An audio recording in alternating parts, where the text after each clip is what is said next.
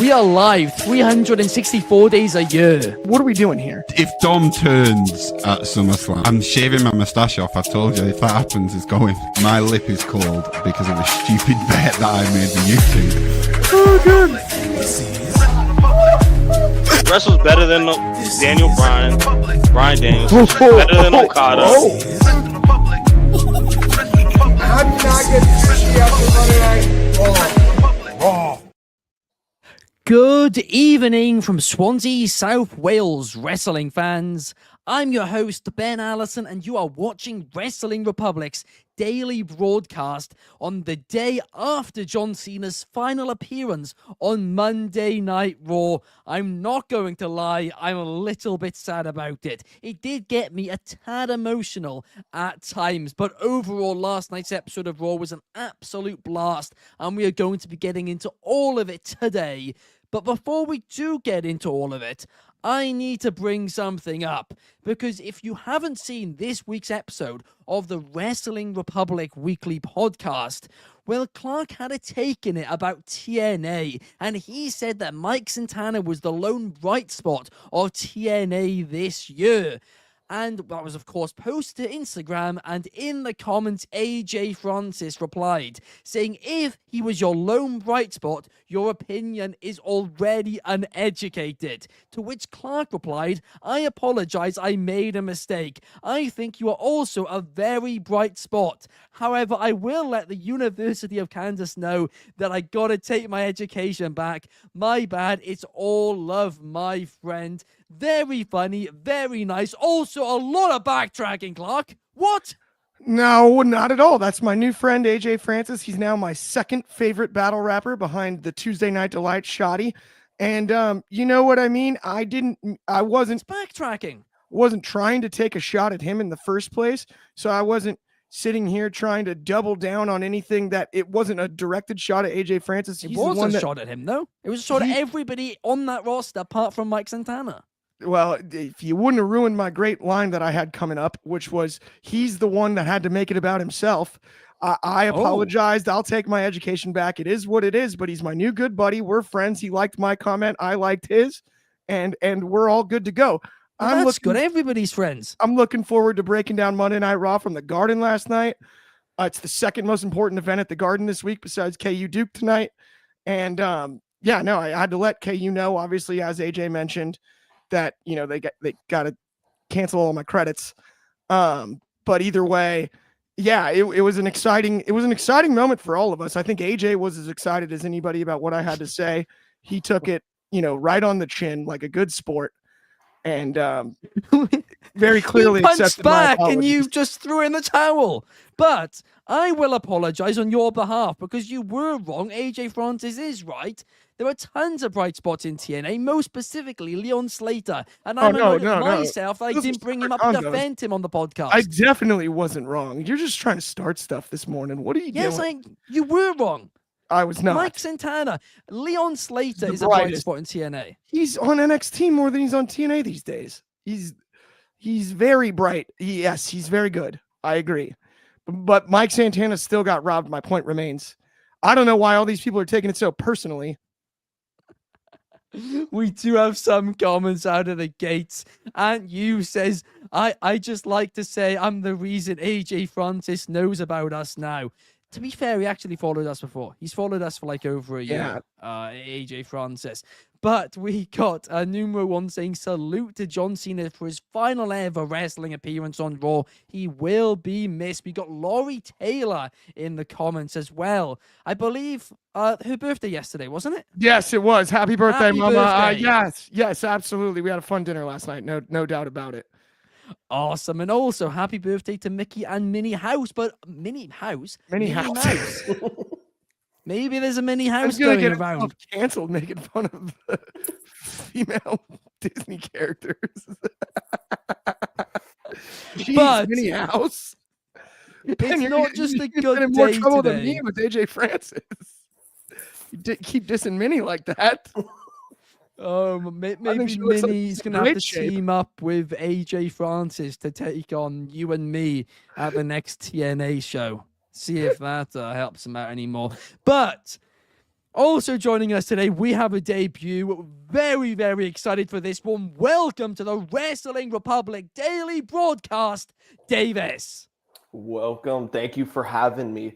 Clark, I got your back on the AJ Francis thing. The brightest spot in TNA's and NXT starring Trick Williams. So glad to be here. Glad to talk some good wrestling. Good show last night. Can't wait to get into it. I just wish Clark stayed by his take. Like, I don't Stood right by either it. you completely backtrack or you admit you either admit you were wrong or you commit to it. And you did like half of both. Sometimes you just got to keep the people guessing. Oh, Tongue in gosh. cheek, Ben. Tongue in cheek. I'm going to have to start doing an anti-TNA thing now just to, I don't even know, make that take make sense. But anyway, let's go back to Monday Night Raw, shall we? Because it was a fantastic episode, and it was John Cena's last episode. And I'm going to be honest, last night I was very emotional about this when he came out. Because I thought to myself, hang on a second, this is somebody who I've watched wrestle on Monday Night Raw all throughout my childhood. I was like, 4 or 5 years old, turning on wrestling for the first time. He was there every Monday, usually facing Randy Orton. He was Mr. Monday Night Raw to me. When I hear the words Monday Night Raw, he is the guy that I think of. And last night, it really dawned on me when he came out, this is his last Raw. This is it. We are never going to see him on Raw in a wrestling capacity ever again. And it did make me a little bit sad. But it was a really fun 6-man tag team match. Him teaming up with 2 of his longtime friends and rivals in Rey Mysterio and Sheamus to go up against the Judgment Day. JD McDonough took the pin, got that moment, and I was happy for JD McDonough in that situation as well, because he is somebody who is so underutilized at times. And for him to be in that position, to be the last person that John Cena buries on Monday Night Raw, I think that's a huge achievement, Clark. But what's your thoughts? Honestly, I really did end up enjoying it. I can't lie. At first, when I heard 6-man tag and Sheamus and Rey and Cena for his last match on Raw at the Garden, I was a little like, ooh, I would have loved one more singles match on the list. But beggars can't be choosers, and this match proved me wrong in the moment. My thinking when it was originally booked, I turned out to be wrong. I enjoyed every second of this. It was one of the more fun and enjoyable. You could just sit back and sort of lose yourself in, this is John Cena's last Raw match. And it worked out getting everybody in the ring like that. I agree with you. It was very cool for JD McDonough. I also thought it was really cool for Sheamus to be right next to John Cena in this spot. You know, he's talked about him this week numerous times and the connection to him, and the team actually worked out great. There was more camaraderie than I expected between John Cena, Sheamus, and Rey Mysterio, and I love that. And I was going to say also, another one that definitely tickled me was when they did the 10 beats of the Bodhrán and Rey Mysterio had to prop himself up to be able to deliver it. For some reason, just like that, there was just little things throughout it that tickled me, and I enjoyed, and it worked out much better than I anticipated when I first heard the booking decision. I really did enjoy it because, like I said, you know, it's getting people from John Cena's past, but also helping the Judgment Day. I know they lost, but they got on screen, and they were on screen for John Cena's last ever Raw match. That means something, especially for someone like JD McDonough. But we know, of course, numero one for months and months and months now. And Clark, you said it too. Shard said it too. A lot of people taking credit for this. I don't truthfully know where it first came from. But Sheamus Cena, Saturday night's main event, IC title, has been the theory. Last night confirmed to me that is not happening. Because I think the reason Sheamus teamed with Cena is because that was his moment to say bye to Cena, essentially. It did feel like that. I can see that too. And honestly, my main thing was I really thought the Dom Cena match was going to happen at Survivor Series, and that was sort of the precipice. It is again now. I mean, it is, but I thought the original was going to happen there, and that was sort of the precipice of me thinking it was Sheamus.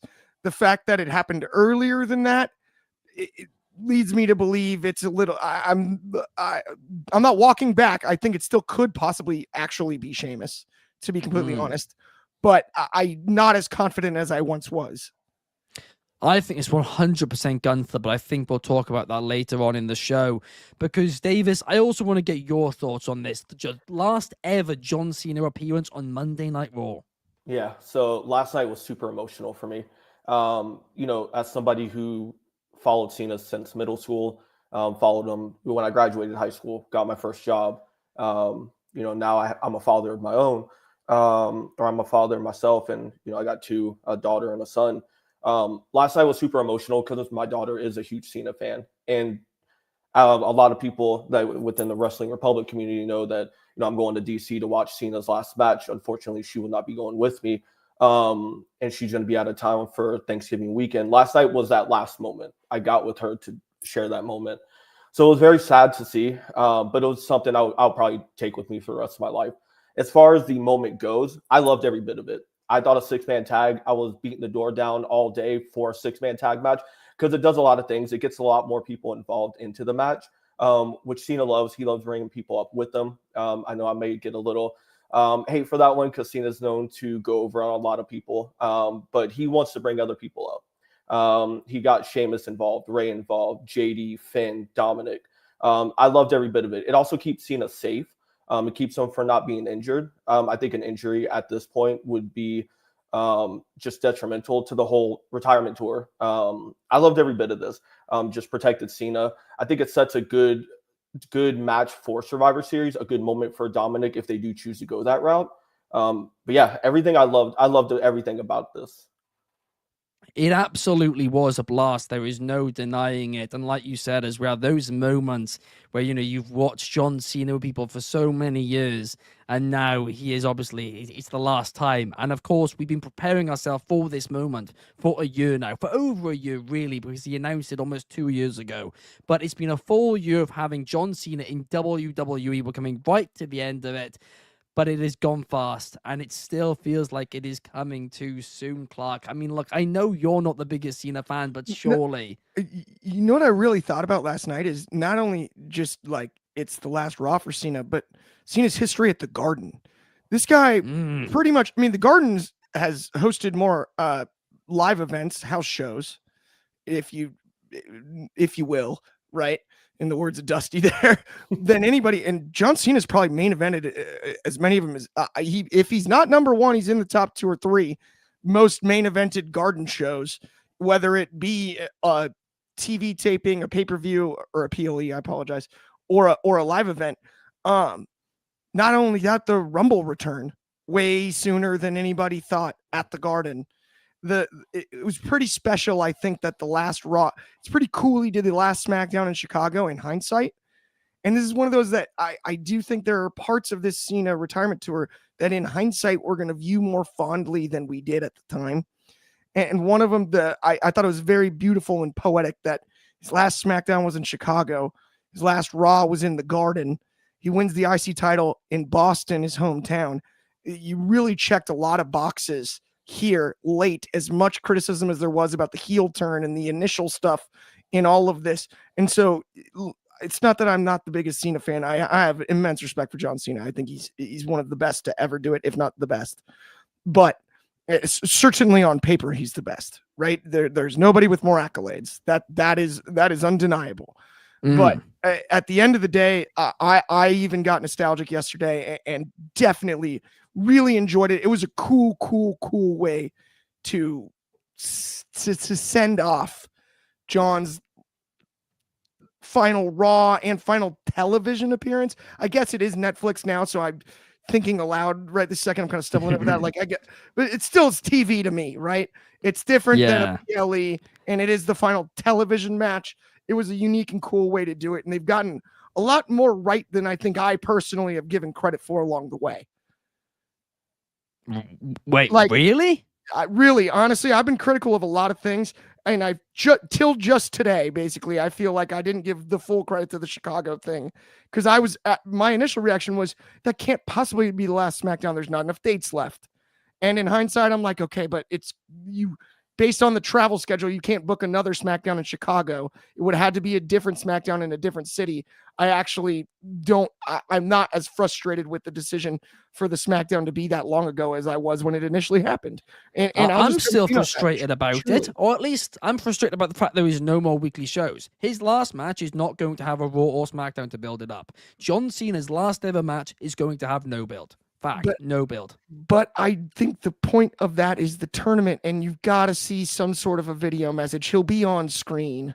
He'll be on screen once the winner is declared, and there will be a video package in all of that that includes both competitors, and it'll make sense. I think that WWE is smarter than that in my eyes, Ben. I like to be very critical. Is this opposite day? What is going on? I enjoyed last you night's show. backtrack on AJ Francis. Now you're defending WWE for the first time ever. What is happening? It's not the first time ever. I've done it numerous times. First time in a while. I'm very stunned. I'm just saying. I'm starting to sort of see the proof in the pudding here where I'm like, okay, I get it. Now, they did mess up the first half, and I'll torch that all day long. If you want to go back to the first half of the thing, everything about that. They did torch that. Him and Cody played patty cake at SummerSlam. If you want me to play the hits like a Billy Joel concert, Ben, I got you on that too. I can play the hits. I don't understand how you're defending for a second. They did Brock Lesnar at WrestlePalooza. That was the dumbest thing ever. There's not going to be a contract. I'll tell you the bad things. Did you see the WrestleMania main event, Ben? Did you see? I did. Yeah. I mean, we brought R-Truth back to become R-Truth. That sucked. I mean, honestly, I think more of it sucked than it. I think John Cena's done a great job. I think WWE have just one of the fastest character arcs ever. It goes R-Truth, John Cena R-Truth, return, haircut, Ron Killings, R-Truth. Like that was the order of the steps. And I don't know how we had to get back to R-Truth. But we just missed tons of steps. It just disappeared overnight. What we did. I mean, I don't know. I would love for him to win the tournament. I just don't think it's going to happen, R-Truth's not even in the tournament. I know. Remember, though, he handed right. Sorry. He handed them his own balls, and then Chelsea Green took the balls. Mm-hmm. Yeah. Interesting segment from the tournament. Interesting segment. Anyway, that's unfair. Let's now move on, because another big news story happened on last night's episode of Monday Night Raw, and that was the return of Dolph Ziggler. He showed up to be part of the Last Time Is Now tournament, and this, I mean, I'm going to be honest, I was quite surprised. I thought this was going to be somebody like an Austin Theory, maybe a Trick Williams, somebody from NXT, just some surprise from within the company, even Omos, something like that. But no, once again, like they did with Zack Ryder on SmackDown, they went outside the company to get back a former star. Now, both Zack Ryder and Matt Cardona are reportedly only back for these one-off appearances, and based on the fact that Dolph Ziggler lost to Solo Sikoa, I'm not too surprised, Clark, but I want to get your thoughts on this. You jumped the gun on me torching this stuff here, because hi, Matt Cardona. Hi, Nick Nemeth. And then we got the other versions of them. Like, what was that? I mean, it goes back to the original Cena pipe bomb promo. I get that it's the WWE universe is familiar with Zack Ryder and Dolph Ziggler. Stop it. I'm just glad the fans cheered for Dolph. I think he's been awesome as Nick Nemeth. But what are we doing with the names thing on one-offs? And then we're going to send them back to TNA and act like there's not been crossover on the NXT brand, which is also WWE. Like, act like Matt Cardona didn't wrestle on NXT. Act like Nick Nemeth hasn't wrestled NXT superstars in the last few years. I can't act like this is like the craziest surprise ever from outside the company. What do you mean? Knock it off. Stop with that. You're not pulling the wool over my eyes. That's a joke. From outside the company. Stop it with that. The TNA stars from outside the company, it's ridiculous. That's the thing, though, Clark. You bring up a really good point there. And I said the same thing with Zack Ryder. But with Zack Ryder, he technically isn't signed to TNA, so I understood it a bit. But they did it again here. They didn't mention TNA. They didn't mention the fact that he wrestles there. No reason to, right? I guess if you're gonna have, you know, the TNA NXT thing happening here still. I mean, when's the next invasion angle? They do it every 3 weeks now, right? We saw one the other day. It's well, why Mike Santana lost the Yeah. title. They only advertised the one though, where they were like invasion. It makes no sense. It's every single week on every single show. It's like the rosters are combined. It's TNNXT, right? It's not even. I don't know where the A is. Do you watch Marvel, Clark? You don't, do you? I don't do many But comics. this reminds me of the multiverse, where things started to get a little bit convoluted. You didn't really know what was going on. I don't know what kayfabe is anymore, because if in the same kayfabe Zack Ryder is Matt Cardona as a TNA wrestler on NXT, but then is also Zack Ryder and not a TNA wrestler and hasn't returned to WWE in that many years, even though he was on NXT a few weeks ago. I don't know what the hell is going on here. Yeah, why? I don't get the point. I don't get who it helps besides to just. I mean, listen, Dolph Ziggler got the biggest pop of Nick Nemeth's year, but we didn't even call him Nick Nemeth. He's going to go right back to wrestling as Nick Nemeth, right? Like He wore the jacket. That was about it. He wore the wanted man jacket. He's just going to go right back to TNA and be Nick Nemeth again, and everyone's going to forget. Like, oh yeah, he did the thing on Raw. Like it seems unfair to me. It just seems odd. Also, like it seems like such an old school WWE decision by comparison to what we've seen of late, that it threw me for a loop. It felt like I was in a bit of a time machine and not in the way I think they intended, which was, oh my gosh, look, it's Dolph Ziggler's back. I know where he's been. And same with same with Matt Cardona. Like, it's not like they were missing. And to not even acknowledge it. Like, that's the thing. It's so weird. The weirdest part. They never got brought up.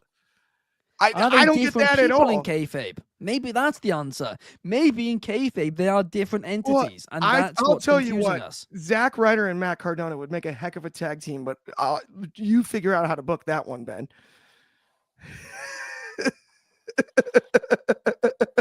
I'm clueless. It feels like.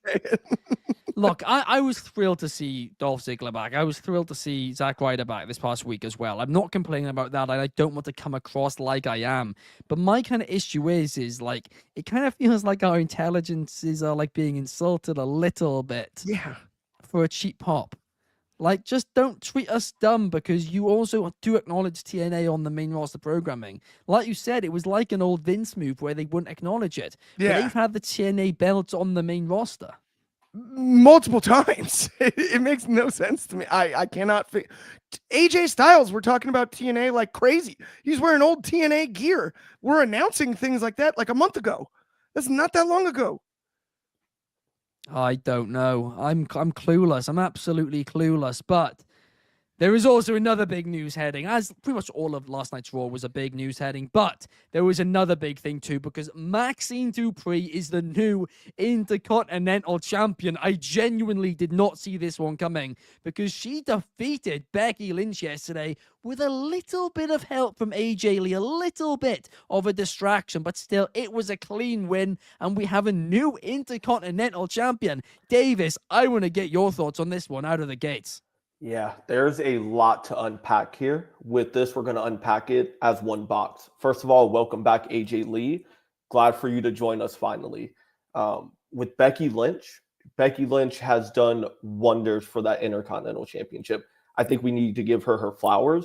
That Intercontinental Champion, along with the Women's U.S. Champion, has been guttered. The U.S. Championship still is working its way up.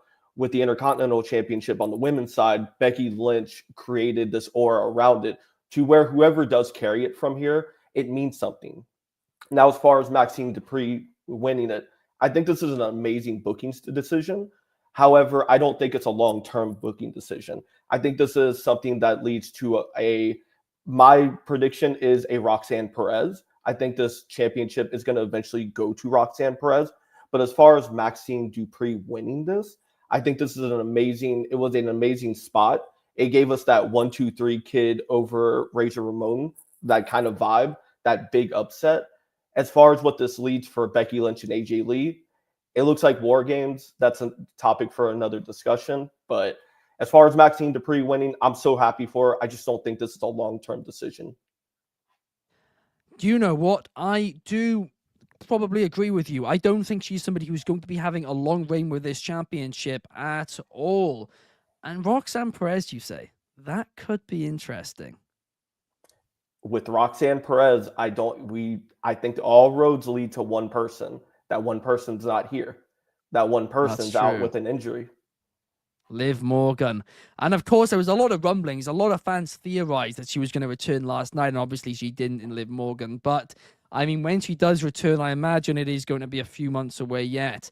I mean, Roxanne Perez and Dirty Dom. Well, no, Roxanne Perez and Finn Balor versus Dirty Dom and Liv Morgan, I think, has to be the end game here. And I do think that Roxanne Perez has a very bright future because, like she said last night, actually, during, I think, the commercial break in America, she is the only person to pin Nikki Bella, not once but twice since Nikki's returned. She's the future of this company. I like her over Stephanie. I like her over Julia. I like Roxanne as number one for this company going forward. She is going to be the Rhea Ripley in the next 2 to 3 years. Over Stephanie? Wow. I think Stephanie has suffered massively since hitting the main roster. I don't like her title run. That's another topic for another day. I just don't like her title run. I don't like where it's gone so far. I think all roads lead to Roxanne being the lead woman in this company in the next 2 to 3 years. So you don't, sorry, I just want to go back to this. You haven't enjoyed the Stephanie and Nikki Bella storyline so far? No. Wow, I think it is a stopgap for Stephanie. I think with Stephanie, her feuds with, a potential Rhea Ripley, a potential, if Liv Morgan comes back, she goes that route. Where Stephanie's title run is now, I think it's a little bit stale. Obviously it just started, so I can't be fully too hard on it. But what it's been so far, she won the title, went straight into the Crown Jewel Championship, now into the Nikki Bella feud. Do roads lead to Nikki Bella winning the championship? I don't believe so. I'd be shocked. But after last night with Maxine winning, who knows? We never know. But with Stephanie's run, I'm not a fan so far. Wow. I have one thing to add, at least, about Maxine Dupree. If you've listened to Natalia all year long, she talked about how at the dungeon they have these sessions that are just absolutely crazy. They go hours, no air conditioning. They have this awesome gym. TJ, Natty, they have an awesome crew. Everybody goes through there. She said the one person that she did not expect to be there for every session for training has been Maxine Dupree. And her improvement, you could see it over time. And Maxine, she said, do not sleep on Maxine Dupree. And shout out Natty, because I didn't necessarily have my eye or my microscope on Maxine. But to put that amount of work in behind the scenes, this has very clearly been earned. And I want to give credit where it's due in that regard, because, you don't see the blood, sweat, and tears, as they say, cliche away, right? Like, you don't see that every single day, every single week pay off. And I think it has for Maxine. I agree that it may not be the longest run, but this has definitely been something that was earned. Yeah, I completely do agree with you there, as well as for the World Championship. I mean, now you've got my wheel spinning, Davis. You really do, about what is going to happen there. I do believe, by the way, I do believe Stephanie Vaquer. I've thought about it for 30 seconds. I do think Stephanie Vaquer is going to be a bigger star than Roxanne, but I do think Roxanne is going to be a bigger star than Julia, because that's where I will agree with you. On the main roster, she's just been a complete car crash, and it's not her fault, but they just don't know how to book her for a second. But Stephanie Vaquer, I think Nikki Bella is going to put her over, and I do think she's going to be a big star for years to come. You give me Stephanie and Julia at WrestleMania, that repairs Julia right there. That match with NXT. If you look at with NXT earlier in the year, we had Roxanne, we had Julia, and we had Stephanie as the main stage for the women. They put on amazing matches at the beginning of the year. They work well together. I feel like those three can carry the division. I just feel like Roxanne has that little up, because we see her as a face and as a heel excel in both of those. That is true. That is true. I do think the future is very bright for Roxanne as well. A couple of comments here. Firstly, Fernando says, congratulations to Maxine. She's the most improved wrestler of this year. I mean, honestly, I think that's a really hard point to try and claim that's not true. Because to Clark's point, Natalia in the dungeon, Chad Gable has been mentoring her as well behind the scenes.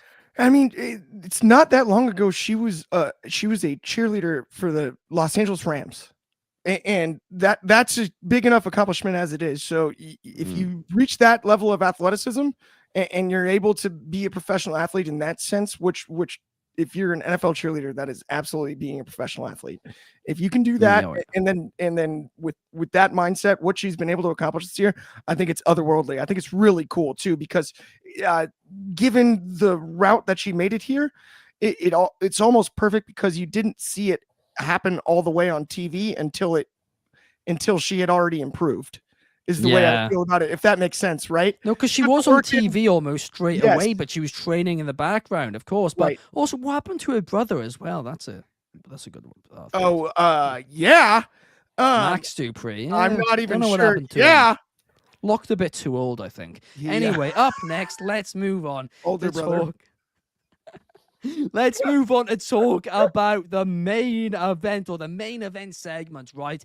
Because we had the heels come out, and Logan Paul is now officially part of the Vision. It's not just for War Games. He was introduced as an actual member.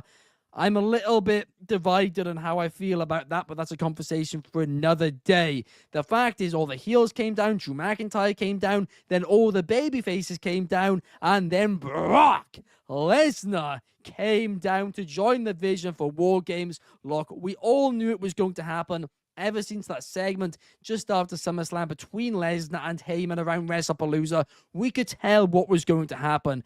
And what we also kind of knew was that Roman Reigns was going to be the fifth man for the babyface team. Well, I say we all knew that. One person did not know that. In fact, one person was so adamant that it would not happen, they were so disgusted at the possibility of it potentially happening, that they said they would wear blindfolds for the War Games match if it were to happen. Clark Taylor, how do you feel about having to watch Survivor Series? Well, basically not watch Survivor Series. You can have to be blindfolded while live. I feel great about it. Thankfully, my good friends 5150, monster shout out to Danny Limelight and Slice Boogie, hooked me up with a nice bandana at the last show. Also, they got a huge match tonight against Fly Def for the United Wrestling Network tag team titles.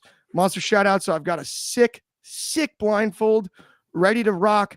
I don't want to have to watch a match where Roman Reigns is a part of the Care Bears anyway, so I'll do exactly what I said I'd do and blindfold myself right in the middle of Petco Park for the men's War Games match. I just can't have Roman Reigns as a Care Bear. I don't believe it. I don't want it. It's not fun. And it's also it's as insulting to my intelligence as the segment was 2 segments ago, where it's just a joke to me. Stop it. Roman Reigns is not a Care Bear, and we don't need to assemble the Avengers every Thanksgiving weekend for the rest of eternity to take out the big bad guys. Stop it. It's just, it bothers me to death, and I have no problem blindfolding myself. Shout out my friends, Danny Limelight and Slice Boogie. Thank you for the blindfold. Well, they have done you an absolute solid there, and good luck to them in their match tonight. If you haven't checked out the interview Clark and Shah did with them on Wrestling Republic Spotlight on the Wrestling Republic Undercard channel, make sure to check it out. A fantastic interview, no doubt about it. But Clark, you can't be serious. Why does it really offend you that much that Roman Reigns is tag teaming with CM Punk, somebody who you've said is historically one of your favorite wrestlers, Cody Rhodes, who I know you don't like, but then both the Usos you like? I've never liked CM Punk. You did like CM Punk. At kind one of. point, you did. Well, for 1 minute, I didn't like him the way early in the days. past. You loved CM Well, Punk. yeah, I liked it when he returned and was doing that stuff. I didn't like him. I didn't necessarily like him in his prime. I think it's cool he's from Chicago. Like, other than because I'm a Chicago guy, like the Money in the Bank match with Cena, I definitely rooted for Punk. I'm not gonna lie, I thought that was awesome. Like, I did. Like, I was just like, oh, we're both from Chicago. That's what I mean, though. Like, you have a But- connection to a wrestler, especially sure. when it's that big I just part of their identity. personally, the Roman Reigns part of it bothers me. I just coming to save the day and just standing alongside Cody Rhodes is such a joke to me. I knew like- it was Cody like, Rhodes. I you knew that must was the be part which kidding bugged you. me. Yeah, of course it is. What do you mean? I love the Usos. Like, why is Cody on this team? Why would he be? That's the bigger question. Seth Reigns should be on this team. Seth- Why is Cody on this team? That's what doesn't make sense here. Seth broke his Rolex already. Roman didn't even get one. I mean, not that Roman can't buy his own Rolex, but like, there's not a watch to break in this situation. I don't want to see that goofball stand alongside Roman like buddy. I mean, the closest to that was when they did the Georgia Tech thing. And my favorite part about that is Cody Rhodes is at the national championship game, the college football national championship game, wearing University of Georgia red and black with Brandy, also in University of Georgia red and black in the Georgia section. Then they go to Georgia Tech in Atlanta, and it's like, whose town is this? Roman Reigns went to Georgia Tech. It's a rival school. They're two different. University of Georgia and Georgia Tech are not the same school. You can't act like you guys are on the same page. He did get him a they keep Rolex. doing He did it. get him a Rolex. in Oh, he fairness. got one too? Like, what, did he get Yeah, his in the he did. mail? No, the guy that he got pinned? them at the time, to be fair. I did think so. There was a Ridiculous. photo at the time, wasn't there? It's That's why I just unbelievable. fact-checked it. Roman got a Rolex. I hope he breaks his too eventually. Wow. They're Th- doing those- a lot of I hope they- breaking of Rolexes. Yeah. to my liking. Smash him. Smash 'em. I hope he hits it with a sledgehammer like Cody did the throne back in AEW. Wow. On that note, Davis, what were your thoughts on this ending to Monday Night Raw? So up until this morning, I was very against this War Games match. I hated every fact of it was the Super Friends versus the Super Villains. I hated that it was just so thrown together. But as we talked about before the show started, this War Games is going to set us up for the next 6 months. We can possibly be looking at another Cody and Roman, a Cody and Drew. It's bound to happen again. Another Bronson Reed versus CM Punk, Braun Breaker versus CM Punk. This War Games means so much to the future. They can't fumble Survivor Series itself. The build has been fumbled, but they can't actually fumble Survivor Series itself. With Brock being back, Roman being back, it means so much to have Cena's last PLE, and I'm sorry to bring Cena back into this, but they can't fumble that PLE in itself. So with Roman Reigns, we all saw the writing on the wall. He was going to join this team. I'm very glad he gets to have Thanksgiving with the Usos, as we saw in Crown Jewel. He didn't want to see him till Christmas. They get to have Thanksgiving together. So I'm super happy about that for them. But I think this means a lot for Jimmy, Jay, Cody. He kind of is thrown in there. But if you're not going to have a good build, you need to have all the star power in that match. And also to show on Logan Paul's side, he looks like a Shield version of Logan Paul. He does look like a paid actor in this group. I will say that. He doesn't look like he exactly fits. And I know that's a bit hypocritical, as I wanted Austin Theory to join and he wouldn't have really fit visually either. But he does look like the outlier. One thing that I love about this match too, we revisit a lot of great feuds. We revisit the CM Punk, Drew McIntyre, the Cody and Drew, the Roman and Brock Lesnar, the just Roman. What does he do? Do they leave team together? There's a lot of things that we can leave Survivor Series. We're going to have more questions and answers at Survivor Series, but this is very important for setting us up for WrestleMania. December is all about John Cena, that final stretch. Royal Rumble needs to be a can't miss pay-per-view for Saudi Arabia. We got the Elimination Chamber in Chicago, and then we got WrestleMania in Las Vegas, which cannot be it's got to be a can't miss. They have to hit a home run. The home run starts right now. Well, let's hope that is the case. Numero 1 is looking forward to seeing Clark blindfolded. I said I'd do Fernando it. saw it come in.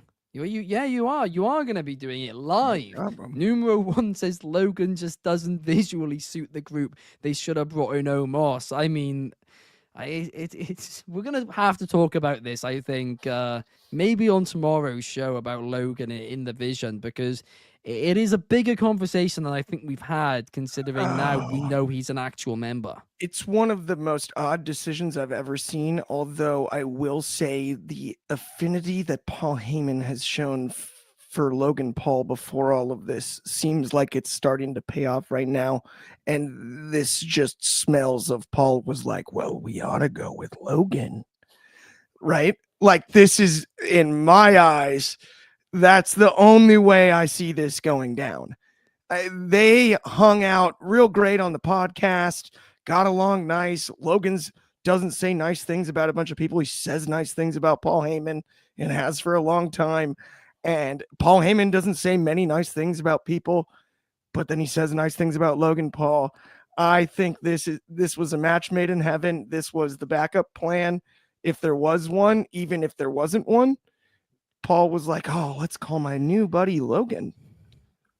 I don't know, but I think one thing's for sure now, and that's Logan Paul is going to be a WrestleMania main eventer. It's going to happen. He is going to be the top star for the next. He's going to be one of the top stars for the next decade plus, and it's going to take a little bit of time to get our heads around, right? But look, at the end of the day, he's talented, he's young, and he's got the fame already, and he brings those eyes to WWE. But again, I think we'll talk about that a little bit more tomorrow. But the fact is, Clark is going to have to be blindfolded. You're going to have to go live, right? We'll do a YouTube stream. I want to. It's not like I want to watch the match. I don't have to do anything. I'm gonna wear the blindfold voluntarily. Well, you'll be backtracking. I volunteered in the first place to wear the blindfold because I don't want to watch the match now that Roman's in the Care Bears. There's no backtracking here. We're going to title the YouTube stream WWE fan watches Survivor Series. Even though it's only the War Games match. One match. It's only the one match. It is only the one match. Watches Survivor Series War Games blindfolded, and the entire stream is just Clark on the big camera blindfolded, and that's that. That is that. No, I'm gonna have somebody give me commentary. It's gonna be an hour long. I'm gonna have somebody give me commentary in my ears because I'll be at the event to tell me what's going on, so that I can actively You're going to react. be at the event. Yeah, I'm going to. It's in San Diego, Ben. Where have you been all year? I've been saying that I was going to Survivor Series. Live stream in the arena. Have you ever heard of a cell phone? Yeah, have you ever heard of Wi-Fi in an arena? It's non-existent. Oh, talk about a guy that's never been to Petco Park. It's got some of the best Wi-Fi in Major League Baseball. Does it? Actually, yes. All right. Okay, I'll take your word for it then.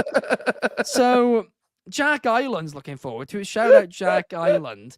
Somebody is going to be... You're going to have to blindfold yourself then, and we'll just live stream you in the arena. Yeah, we'll figure out how to do it. That'll be it. I think Ryan Lamb will be in attendance, so I think he can sort of give me the play-by-play action during the live stream so I can actively react without seeing it. Oh, Ryan Lamb would be amazing at that as well. Guys, that does bring us to the end of the show. It's been a fun one. Fantastic debut, Davis. Welcome to Wrestling Republic. Also, great show, Clark. And we will see you guys same time, same place tomorrow. Thank you so much to everybody who's tuned in.